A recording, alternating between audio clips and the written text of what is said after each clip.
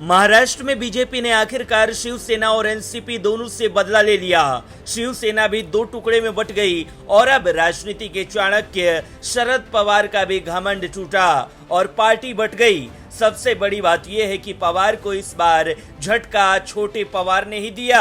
NCP में हुई बगावत से शरद पवार और उनके भतीजे अजित पवार आपस में टकरा रहे हैं। शरद पवार ने अजित पवार और उनके साथ विधायकों की बगावत के बाद सीधे तौर पर पीएम नरेंद्र मोदी का नाम लिया था।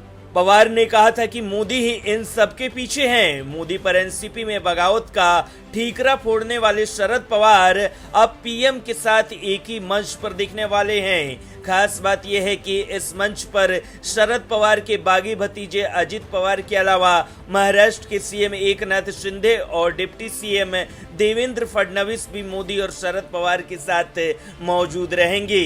ये सुनकर आपको अचरज हो रहा होगा कि आखिर सियासी दुश्मन एक दूसरे के साथ मंच क्यों साझा करने वाले हैं। दरअसल पीएम मोदी को 1 अगस्त को पुणे में लोकमान्य तिलक राष्ट्रीय पुरस्कार से सम्मानित किया जाएगा।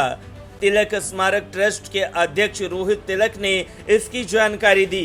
पुरस्कार समारोह के दिन लोकमान्य बाल गंगाधर तिलक की 103वीं पुण्यतिथि है। इसी कार्यक्रम में शरद पवार को भी बतौर चीफ गेस्ट बुलाया गया है। रोहित तिलक के मुताबिक मोदी को सम्मानित किए जाने के मौके पर अजित पवार, एकनाथ शिंदे और देवेंद्र फडणवीस को भी बुलाया गया है। मोदी को ये सम्मान देश के प्रति जागरूकता और प्रेम बढ़ाने, आत्मनिर्भर भारत बनाकर देश को तरक्की देने, नागरिकों में देशभक्ति की भावना जगाने और भारत को विदेश में स्थापित करने के लिए दिया जा रहा है। खास बात यह भी है कि तिलक स्मारक ट्रस्ट के अध्यक्ष रोहित तिलक खुद कांग्रेस के नेता हैं। इसी वजह से कांग्रेस विरोध में उतर आई है।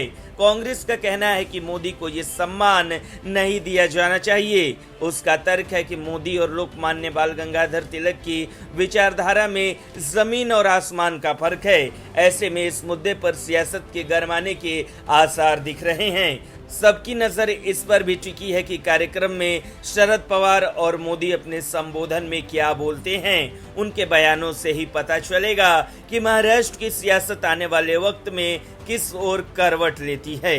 ब्यूरो रिपोर्ट, न्यूज़ चौक।